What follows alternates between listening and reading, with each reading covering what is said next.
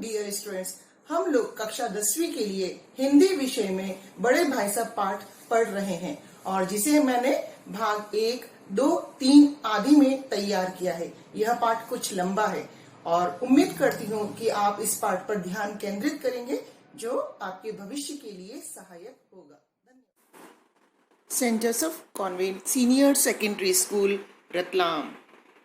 आज कक्षा 10वीं के लिए पुनः यहाँ हिंदी विषय में हम अपने पाठ के अंतिम पार्ट 3 में ध्यान दे रहे हैं। पाठ है आपके लिए बड़े भाई साहब और इसके पहले के 2 वीडियोस में हम बहुत कुछ पढ़ चुके हैं। तो यहाँ पर हम इससे पहले पढ़ चुके थे कि लेखक और उनके भाई के बीच में केवल 2 कक्षाओं का अंतर रह चुका है। छोटा भाई 7वीं कक्षा में है और बड़ा भाई अभी भी 9वीं कक्षा में है।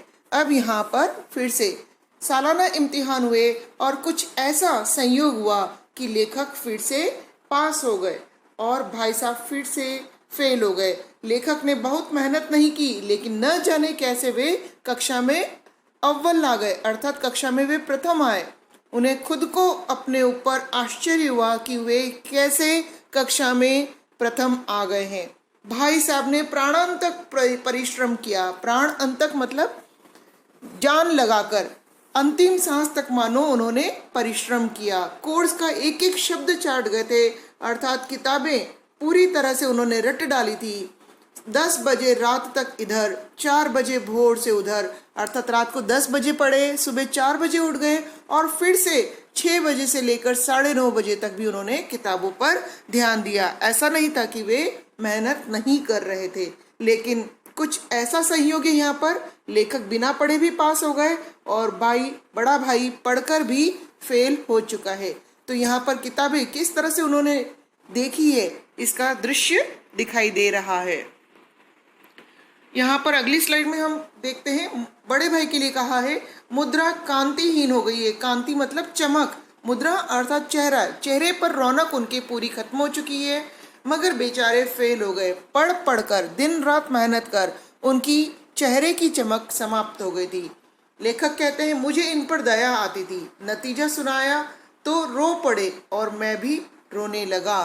तो लेखक को बड़े भाई पर दया आई कि इतना पढ़ने के बाद भी उनको नतीजा अच्छा नहीं मिल रहा है और बड़े भाई के दुख से प्रभावित होकर वे भी रोने लगे। ऐसा नहीं है कि वे बड़े भाई से स्नेह नहीं करते, उनकी डांट उन्हें बुरी अवश्य लगती है, लेकिन बड़े भाई के रोने पर उनकी आंखों में भी आंसू आ गए। अपने पास होने की खुशी अधूरी रह गई, आधी हो गई। लेखक पास है और वे स्वयं अब कुछ अपने आप में अधूरापन महसूस कर रहे हैं। मैं भी फेल हो गया होता तो भाई साहब को इतना दुख न होता। यहाँ पर एक मनुष्य की प्रवृत्ति की ओर लेखक ने संक्षिप्त में बताया है। हम दुखी हो और यदि हमारा साथी भी दुखी हो या हमारे साथ कुछ फेल होने जैसी बात हो और हमारा साथी भी फेल हो जाए तो दुख उतना नहीं होता।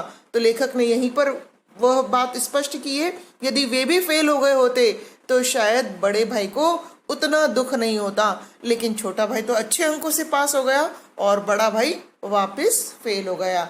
लेकिन विधि की बात कौन टाले, यहाँ विधि से भी प्राय किस्मत। यह किस्मत नहीं तो और क्या है कि छोटा भाई कक्षा 7वीं से 8वीं में आ चुका है और बड़ा भाई अभी भी केवल कक्षा 9th में ही है। यहाँ पर हमने कुछ शब्दार्थ लिए हैं। अचरज, हैरानी, प्राणांतक, बहुत अधिक कठिन मेहनत, कांतिहीन, बिना किसी चमक के, और विधि मतलब किस्मत। यहाँ पर हम देख सकते हैं कि बड़े भाई का चित्र दिखाया गया है जो फेल हो चुके हैं और निराश दिखाई दे रहे हैं। अब यहाँ पर पुनः हम अपने लिखित सामग्री पर है। मेरे और मेरे भाई के बीच अब केवल 1 दर्जे का अंतर रह गया था। 1 दर्जा अर्थात केवल 1 क्लास का अंतर रह गया है। मेरे मन में कुटिल भावना उदय हुई। कुछ पलों के लिए लेखक के मन में एक कुटिल मतलब बुरी भावना ने जन्म लिया कि कहीं भाई साहब 1 साल और फेल हो जाएं तो मैं उनके बराबर हो जाऊंगा। अर्थात यदि अगले साल भी एग्जाम में बड़े भाई फेल हो जाएंगे वे क्लास 9th में ही रहेंगे और छोटा भाई 8वीं से 9वीं में उनके साथ हो जाएगा। इस तरह से लेखक के मन में एक बुरी भावना ने जन्म लिया। वे अपने बड़े भाई का कुछ पलों के लिए बुरा सोचने लगे, लेकिन और फिर वे आगे सोचते हैं किस आधार पर मेरी फजीहत करेंगे। फजीहत अर्थात मेरा अपमान करेंगे। लेकिन मैंने इस विचार को अपने मन से बलपूर्वक निकाल डाला। और यहाँ पर यह उनकी खासियत भी दिखाई दे रही है कि वे नैतिकता का पालन करते हैं। उन्होंने समझ लिया कि यह अच्छी बात नहीं है, मैं अपने बड़े भाई का बुरा कैसे चाहूँ, और इसीलिए उन्होंने उस बुरी भावना को तुरंत अपने मन से निकाल बाहर किया।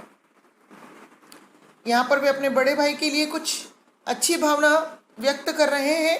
आखिर वे मुझे मेरे हित के विचार से ही डांटते हैं और मुझे इस वक्त अप्रिय लगता है। अप्रिय लगना अर्थात अच्छा नहीं लगना, लेकिन यह शायद उनके उपदेशों का असर है कि मैं दनादन पास हो जाता हूँ, और वह भी अच्छे नंबरों से। तो कहीं ना कहीं छोटे भाई के मन में यह धन्यवाद की भावना है कि बड़ा भाई उन्हें प्यार करता है, उनके भले के लिए उन्हें डांटता है।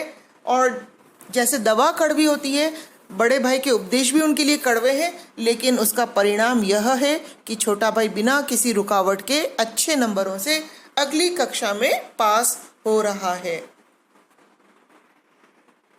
अब भाई साहब बहुत कुछ नरम पड़ गए थे, क्योंकि बड़ा भाई और छोटे भाई में केवल एक कक्षा का अंतर रह गया है। छोटा लगातार पास हो रहा है, तो यहाँ भाई साहब अब कुछ नरम पड़ गए। उन्होंने डांटने का अवसर पाकर भी धीरज से काम लिया। कई बार लेखक खेल करके आए हैं और देख रहे हैं कि छोटा भाई पढ़ने में ध्यान नहीं दे रहा है। ऐसी स्थिति में भी उन्होंने अनदेखा कर दिया, धीरज से कार्य लिया और उपदेश या डांटना शुरू नहीं किया। शायद वे खुद समझने लगे थे कि मुझे डांटने का अधिकार उन्हें नहीं रहा। तो लेखक मानते हैं कि बड़े भाई को शायद यह मन में ग्लानि है कि वे किस मुंह से छोटे भाई को डांटें, क्योंकि वे तो लगातार फेल हो रहे हैं। जो इस पढ़ने की बात का उपदेश वे छोटे भाई को दे रहे हैं, वह स्वयं अनुसरण नहीं कर पा रहे हैं। तो ऐसी स्थिति में वे क्यों छोटे भाई को पढ़ने के लिए कहें, वह तो बिना रुके पास होता जा रहा है। और ऐसी स्थिति में लेखक उनका कुछ अनुचित फायदा भी उठा रहे हैं। वे कहते हैं आगे, मेरी स्वच्छंदता भी बढ़ी। स्वच्छंदता मतलब स्वतंत्रता, मेरी आज़ादी भी बढ़ी।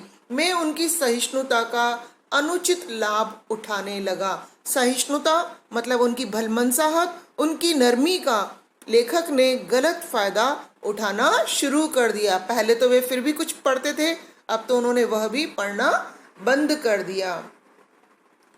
मुझे कुछ ऐसी धारणा हुई कि मैं पास हो ही जाऊंगा, चाहे पढूं या न पढूं।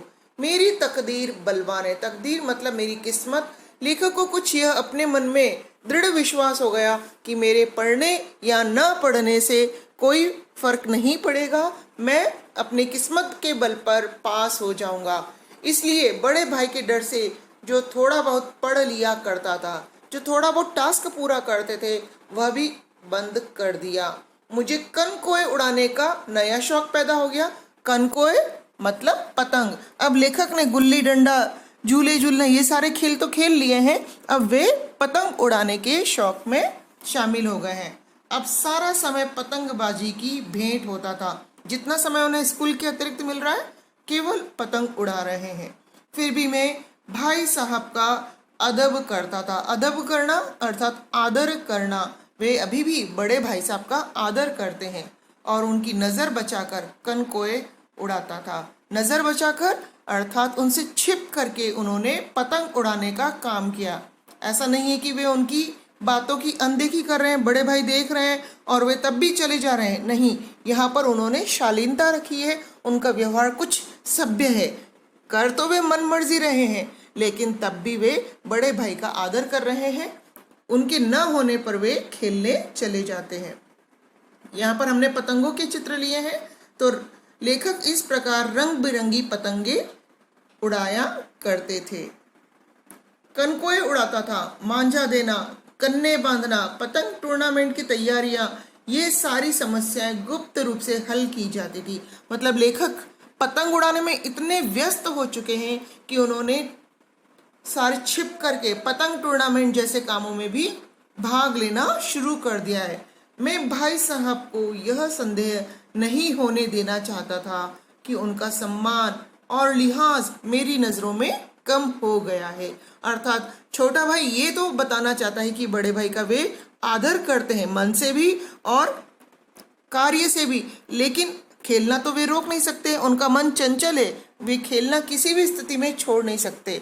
और ऐसी स्थिति में उन्होंने पतंगबाजी का यह नया शौक पाल लिया है और लगातार बाहर ही रहते हैं, लेकिन तब भी वे बड़े भाई का सम्मान और लिहाज करते हैं और इसके लिए उन्होंने पतंग टूर्नामेंट की तैयारी छिप करके की है। यहाँ पर हम देख सकते हैं छोटा भाई किस तरह से पतंग के लिए भागा चला जाता है और इस तरह से उनकी पतंग आसमान में गोते खाती है। यहाँ पर वे अपने दोस्तों के साथ पतंग उड़ाते हुए दिखाई दे रहे हैं। अब वे आगे कहते हैं, एक दिन शाम के समय हॉस्टल से दूर लेखक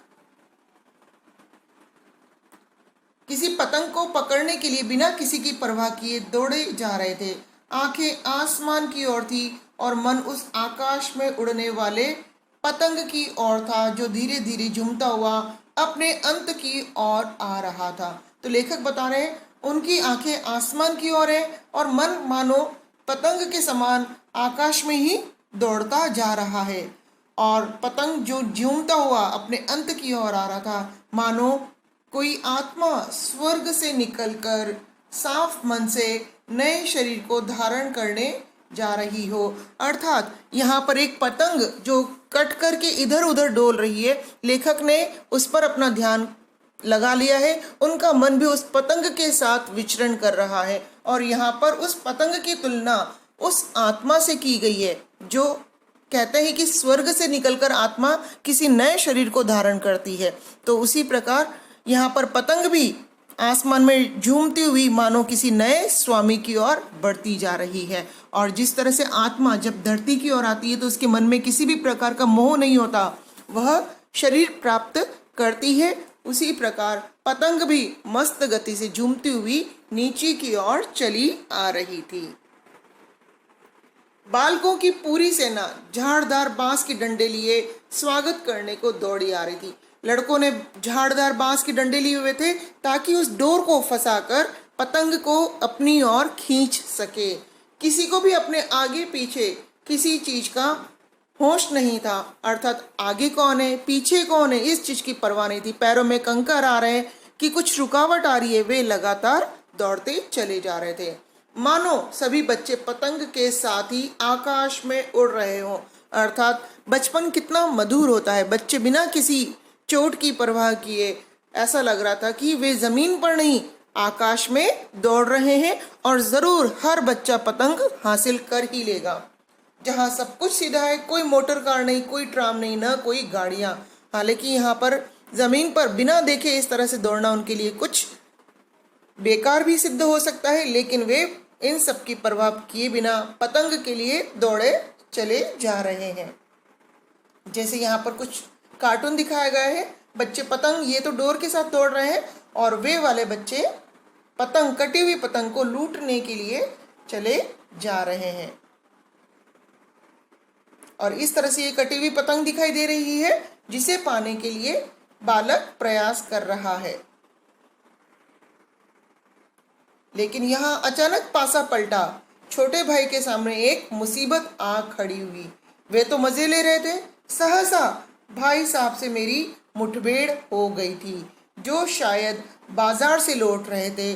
उन्होंने वही हाथ पकड़ लिया। लेखक जो अभी तक बड़े भाई की डांट से काफी दिनों से बचे हुए थे, तो बड़े भाई ने वही हाथ पकड़ लिया और उग्र भाव से बोले। उग्र अर्थात गर्म होकर, क्रोध में आकर उन्होंने बोला, इन बाजारी लोंडों के साथ खेलते हुए, कनकोई के लिए दौड़ते हुए तुम्हें शर्म नहीं आती? अर्थात ये लड़के तो इन्हें पढ़ने का कोई चाव नहीं है, इन्हें पढ़कर कुछ हासिल नहीं करना, लेकिन तुम्हें इस तरह की हरकत अच्छी नहीं दिखाई देनी चाहिए। तुम्हें इसका कोई लिहाज नहीं कि अब नीची जमात में नहीं हो बल्कि 8वीं जमात में हो, अर्थात अब तुम 8वीं कक्षा में हो और इस बात को तुम्हें समझना चाहिए। 8वीं कक्षा अर्थात बड़ी क्लास, मुझसे केवल एक दर्जा नीचे हो। आखिर आदमी को कुछ तो अपनी पोजीशन का ख्याल रखना चाहिए। अर्थात छोटे भाई को यह ध्यान रखना चाहिए कि वे अब 8वीं कक्षा में हैं, उन्हें किसी भी प्रकार से इस तरह की हरकतें शोभा नहीं देती। आगे वे कहते हैं, अब बड़े भाई ने समझाना पुनः शुरू कर दिया है। इतने दिनों से वे नियंत्रित हैं, आज वे अपने भाई को उपदेश दे रहे हैं। एक जमाना था, लोग 8वीं कक्षा पास करके नायब तहसीलदार हो जाते थे। नायब तहसीलदार एक बड़ा पद होता है, तो पहले के समय में 8वीं कक्षा पास को भी यह पद मिलता था। कितने ही मिडिलचियों को जानता हूँ, मिडिलची अर्थात 8वीं तक जिन्होंने पढ़ाई की है, जो आज अव्वल दर्जे के मजिस्ट्रेट या सुप्रिटेंडेंट है। तो बड़ा भाई कहता है 8वीं पास कर लेना या कक्षा 8वीं में आना कोई छोटी बात नहीं है। तुम अब बड़ी कक्षा में हो, तुम्हारी जितनी पढ़ाई किए हुए लोग मजिस्ट्रेट बने हैं, सुप्रिटेंडेंट बने हैं। कितनी ही 8वीं जमात वाले हमारे लीडर, समाचार पत्रों के संपादक हैं, कितने ही लोग हमारे एडिटर हैं, लीडर्स भी हैं। बड़े बड़े विद्वान उनकी मातहती में काम करते हैं। अर्थात 8वीं कक्षा में होना कोई छोटी बात नहीं है। बड़े बड़े लोग 8वीं कक्षा पास लोगों के अंडर में काम करते हैं, और तुम उसी 8वीं कक्षा में आकर इन बाजारी लोंडों के साथ पतंग उड़ा रहे हो, उसके लिए दौड़ रहे हो, तो यह अच्छी बात नहीं है। तुम्हें अपनी पोजीशन का, अपने स्तर का ख्याल रखना चाहिए। अभी आगे समझा रहे हैं, मुझे तुम्हारी इस कम अक्ली पर दुख होता है, तुम्हारी इस नादानी पर मैं दुखी हूँ। तुम ज़हीन हो, ज़हीन मतलब समझदार, इसमें शक नहीं, लेकिन यह ज़हन किस काम का, ऐसी समझदारी किस काम की, हमारा आत्म गौरव ही समाप्त हो जाए। अर्थात जिसमें हमारा खुद का गौरव समाप्त हो जाए, हमारा खुद की सम्मान, प्रेस्टीज कम हो जाए, ऐसी समझदारी कोई लाभदायक नहीं। तुम समझते होंगे कि मैं भाई साहब से केवल एक दर्जा पीछे हूँ, अब उन्हें मुझे कुछ कहने का अधिकार नहीं है। तो यहाँ पर भी बड़े भाई ने एक नया दाव खेला है। पहले वे पढ़ाई का कठिन चित्र खींचते थे, लेकिन अब वे जानते हैं कि छोटा भाई पढ़ने में ठीक ठाक है, आगे बढ़ ही रहा है, तो अब वे एक नया दाव खेल रहे हैं। वे कहते हैं तुम इस गलतफहमी में मत रहना कि मैं तुमसे कुछ नहीं कह सकता। मैं तुमसे 5 साल बड़ा हूँ, और चाहे आज तुम मेरी कक्षा में आ जाओ, अर्थात चाहे तुम मेरे बराबर 9th क्लास तक आ जाओ, और परीक्षकों का यही हाल रहा, अर्थात बड़े भाई साहब के फेल होने में उनका दोष नहीं है, उन टीचर्स का दोष है जो उनको अंक नहीं देते। तो अगर परीक्षक इसी तरह से उन्हें फेल करते रहे, तो निसंदेह अगले साल तुम मेरे समकक्ष हो जाओगे, तो तुम अगले साल मेरे बराबर हो जाओगे, और शायद बाद में मुझसे आगे भी निकल जाओगे। अर्थात बड़ा भाई वहीं 9वीं में रह जाएगा और छोटा भाई 10वीं में चला जाएगा। तो यहाँ पर बड़ा भाई अपने बड़े होने का उदाहरण दे रहा है, और किस खूबसूरती से वे छोटे भाई को बात समझाने में सफल होते हैं, हम यहाँ पर देखते हैं। लेकिन मुझ में और तुम में जो 5 साल का अंतर है, उसे तुम क्या खुदा भी नहीं मिटा सकता। मैं तुमसे 5 साल बड़ा हूँ, हमेशा रहूँगा। दुनिया का, जिंदगी का जो तजुर्बा है, उसकी बराबरी तुम नहीं कर सकते। चाहे तुम बड़ी बड़ी डिग्रियां क्यों ना प्राप्त कर लो, तुम मुझसे हमेशा छोटे ही रहोगे। तो यहाँ पर बड़ा भाई अपने उम्र में बड़े होने का उपदेश अब छोटे भाई को समझा रहा है कि मेरे और भी तुम्हारे बीच जो अंतर है, वह तुम क्या भगवान स्वयं भी नहीं मिटा सकते। और चाहे तुम कितनी भी ज़्यादा पढ़ लो, PhD भी कर लो, तब भी तुम मुझसे छोटे ही रहोगे। और इसका मतलब है कि मैं तुम्हें सदैव समझाता रहूँगा, सदैव तुम्हें सही राह दिखाता रहूँगा। तो यहाँ पर हम देख सकते हैं छोटा भाई फिर से डांट खा रहा है, और बड़ा भाई उन्हें समझा रहा है, उन्हें उपदेश दे रहा है। वे आगे फिर से कुछ नए बिंदु यहाँ पर शामिल कर रहे हैं। समझ किताबें पढ़ने से नहीं आती, दुनिया देखने से आती। दुनिया देखना अर्थात अनुभव होना, दुनियादारी का ज्ञान होना। हमारी अम्मा ने कोई दर्जा पास नहीं किया। अब वे अपनी माता का उदाहरण दे रहे हैं, और दादा मतलब पिता भी शायद कक्षा 5वीं 6ठी से आगे नहीं होंगे। लेकिन हम दोनों चाहे सारी दुनिया की विद्या पढ़ लें, अम्मा और दादा को हमें समझने सुधरने का अधिकार हमेशा रहेगा। अर्थात जिस तरह से माता पिता अनपढ़ हो चाहे पढ़े लिखे हों, बच्चों से वे सदैव ज़्यादा समझदार रहते हैं, वे सदैव बच्चों को डांटने के अधिकारी रहते हैं। तो जिस तरह से माता पिता ने किताबें नहीं देखी हो, लेकिन उन्हें समझ ज़्यादा है, उसी प्रकार बड़ा भाई भी भली कक्षा में फेल हो चुका हो, लेकिन छोटे भाई से ज्यादा समझ रखता है। और यही कारण है कि छोटे भाई को बड़े भाई की बात माननी ही पड़ेगी। इसलिए नहीं कि वे हमारे जन्मदाता हैं, उन्होंने हमें जन्म दिया है, इसलिए केवल वे हमें डांटने के अधिकारी नहीं हैं, इसलिए भी है कि दुनिया का हमसे ज्यादा तजुर्बा उन्हें है और हमेशा रहेगा। अर्थात उन्होंने हमसे ज्यादा दुनिया देखी है, ज्यादा अनुभव हासिल किए हैं, और यही कारण है कि वे हमें समझाने के, हमें डांटने के अधिकारी हैं।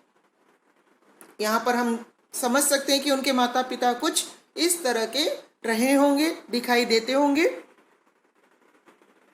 यहाँ पर लेखक आगे कहते हैं कि उनके माता पिता को चाहे यह नहीं मालूम कि अमेरिका में किस तरह की राज व्यवस्था, अमेरिका में कौन शासन कर रहा है, 8वें हेनरी ने कितने ब्याह किए, ये सारी किताबी ज्ञान उनके माता पिता को नहीं मालूम।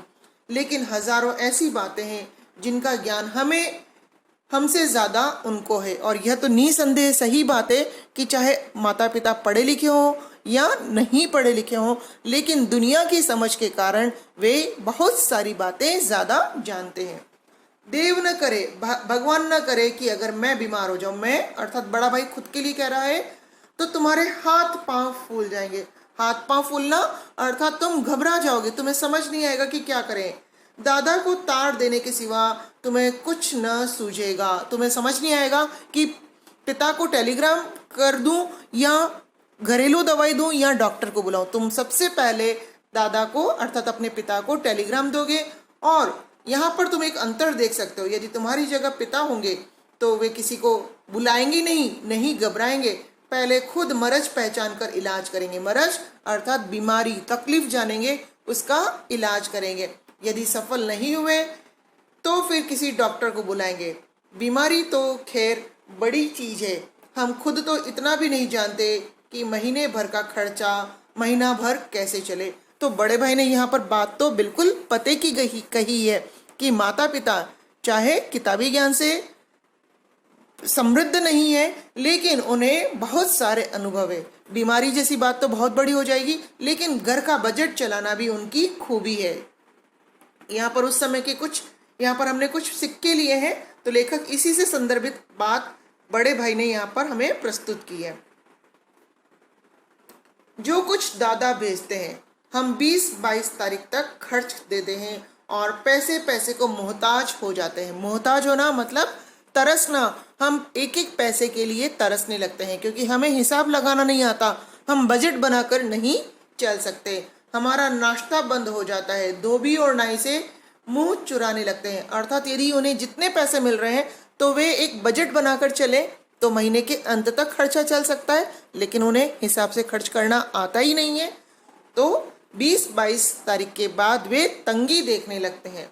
लेकिन जितना आज हम और तुम खर्च कर रहे हैं उसके आधे में दादा ने अपनी उम्र का बड़ा भाग इज्जत और नेक नामी के साथ निभाया है।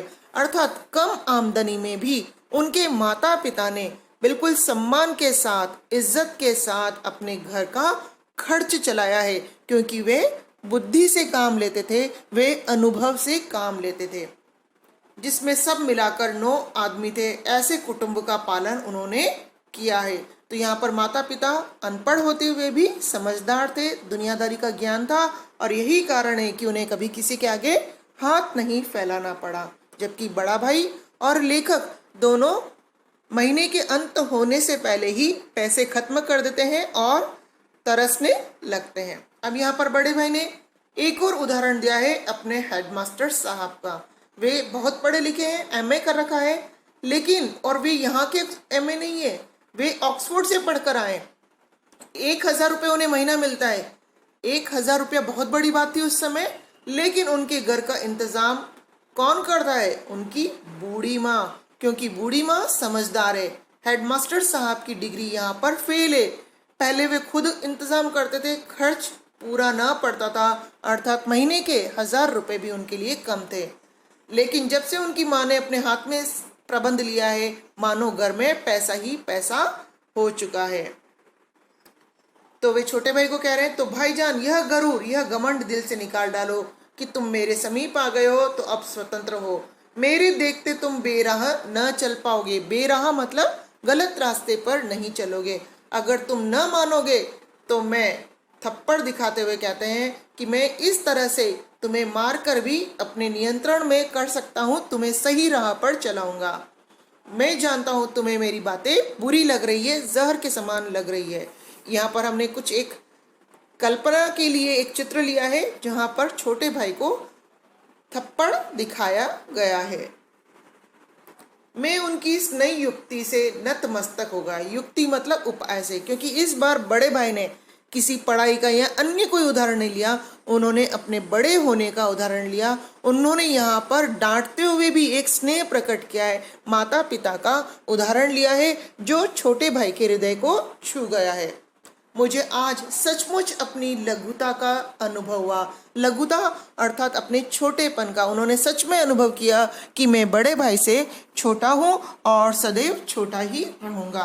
बड़े भाई के लिए मेरे मन में श्रद्धा उत्पन्न हुई। आज बड़े भाई की प्रेम भरी डांट से उनके मन में एक आदर भाव जागा।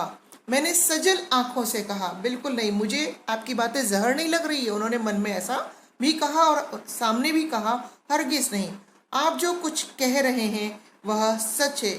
आपको पूरा अधिकार है मुझे डांटने का और मेरी निगरानी का। तो इस प्रकार यहाँ पर छोटे भाई ने हृदय से बड़े भाई के प्रति आदर महसूस किया और अपने आप को उन्होंने सुधारने का कुछ निर्णय लिया। अब यहाँ पर इसकी अंत जो है कहानी का बड़ा ही खुशनुमा है। भाई साहब ने मुझे गले लगा लिया और बोले, मैं कनकोए उड़ाने से मना नहीं करता, मेरा भी जी ललचाता है। जी ललचाना अर्थात मन करता है, लेकिन क्या करूं, खुद अगर राह पर ना चलूं तो तुम्हारी रक्षा कैसे करूं, तुम्हारा कर्तव्य भी तो मेरे सिर पर है। तो यहाँ कितनी अच्छी बात है कि बड़ा भाई भी अपने छोटे भाई के लिए पूरी तरह सजग है और कैसे भी वह उसे सही राह पर चलाना चाहता है।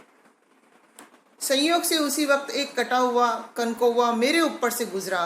कनकौवा पतंग डोर लटक रही थी, लड़कों का गोला पीछे चला आता था। भाई साहब लंबे थे, उछलकर उसकी डोर पकड़ ली और बेतहाशा मतलब बिना रुके हॉस्टल की ओर दौड़े और मैं भी पीछे पीछे दौड़ रहा था। अर्थात दोनों भाइयों का यहाँ एक सुंदर तालमेल हुआ है। बड़ा भाई भी अब कुछ खेलने के लिए उत्साह दिखा रहा है और छोटे भाई ने भी पढ़ने की बात स्वीकार कर ली है। तो दोनों ने यहाँ पर एक दूसरे का सहयोग किया है। तो बड़े भाई ने यहाँ पर हम देख सकते हैं पतंग की डोरी पकड़ ली है और दोनों भाई अब यहाँ पर मिल चुके हैं, दोनों के मन भी मिल चुके हैं, कोई दूरी नहीं रही। हमने यहाँ पर कुछ प्रश्न आपके लिए लिए हैं। तो देखें, पहला प्रश्न, छोटे भाई ने टाइम टेबल बनाते समय क्या सोचा और उसका पालन क्यों नहीं किया। तो छोटे भाई ने अपनी पढ़ाई का टाइम टेबल बनाते समय सोचा कि वह मन लगाकर पढ़ाई करेगा, बड़े भाई को शिकायत का मौका नहीं देगा। 6 से रात 11 बजे तक सभी विषयों को पढ़ने का कार्यक्रम भी उन्होंने बनाया, लेकिन पढ़ाई करते समय खेल के मैदान, वॉलीबॉल की तेजी, कबड्डी, गुल्ली डंडे का खेल उन्हें अपनी ओर खींचते थे, इसलिए वे टाइम टेबल का पालन नहीं कर सके। यह आपकी पाठ्य पुस्तक में डायरेक्ट आंसर है, आप इसे वहां से भी देख सकते हैं। बड़े भाई को अपने मन की बात क्यों दबानी पड़ती थी? क्योंकि दोनों भाई में 5 साल का अंतर था। वे माता पिता से दूर हॉस्टल में रहते थे। बड़े भाई का भी मन खेलने, सब कुछ तमाशे देखने का होता था, लेकिन उनका मानना था कि यदि वे बड़े होकर मनमानी करेंगे तो छोटा भाई तो निश्चित रूप से गलत राह पर चला जाएगा। छोटे का ध्यान रखना था और वे इसे अपना कर्तव्य मानते थे, इसीलिए उन्होंने अपनी इच्छाएं दबा ली थी। छोटे भाई ने बड़े भाई के नरम व्यवहार का क्या फायदा उठाया? छोटे भाई ने इस तरह से अनुचित लाभ उठाया कि उसके मन में डर कम हो गया। जो थोड़ी बहुत पढ़ाई करता था वह भी बंद कर दी, क्योंकि छोटे भाई को लगता था कि वह पढ़े या न पढ़े पास हो ही जाएगा, और इसलिए उसने अपना सारा समय पतंगबाजी की भेंट करना शुरू कर दिया। तो यहाँ पर यह भी महत्वपूर्ण प्रश्न है, बड़े भाई के अनुसार जीवन की समझ कैसे आती है? यहाँ पर वे कहते हैं बड़े भाई के अनुसार जीवन की समझ केवल किताबी ज्ञान से नहीं आती। यहाँ पर वे कहते हैं जीवन के अनुभवों से हमें समझ आती है। इसके लिए उन्होंने अपने अम्मा, पिता और हेडमास्टर की माँ का उदाहरण दिया, जो चाहे पढ़े लिखे नहीं थे लेकिन घर को उन्होंने बहुत अच्छी तरह संभाल रखा था। यहाँ आगे वे कहते हैं, यदि हम बीमार पड़ जाएं, चाहे किताबें पढ़ी है लेकिन तब भी परेशान होते हैं क्योंकि हमें दुनियादारी की समझ नहीं है। इतना ही फर्क है कि उनके पास हमसे ज्यादा जीवन का अनुभव है और बड़े भाई के अनुसार अनुभव ही हमें समझ दिलाता है। यहाँ पर पुनः वही प्रश्न दिया है, बड़े भाई साहब के अनुसार किताबी ज्ञान में से और अनुभवी ज्ञान में से किसे महत्वपूर्ण कहा है। तो उन्होंने अनुभव को महत्वपूर्ण कहा है। पाठ में कई उदाहरण यहाँ पर दिए गए हैं, अम्मा और दादा का उदाहरण, हेडमास्टर की माँ का उदाहरण। बड़े भाई कहते हैं कि चाहे कितनी भी डिग्री क्यों न ले लें, यदि मनुष्य के पास अनुभव नहीं है तो वे सब बेकार है। हम यह भी कह सकते हैं, कठिन परिस्थितियों का सामना अनुभव के आधार पर, दृढ़ता के आधार पर किया जाना सरल हो जाता है। तो उम्मीद है आपको यह पाठ पूरी तरह से समझ में आ गया होगा। धन्यवाद।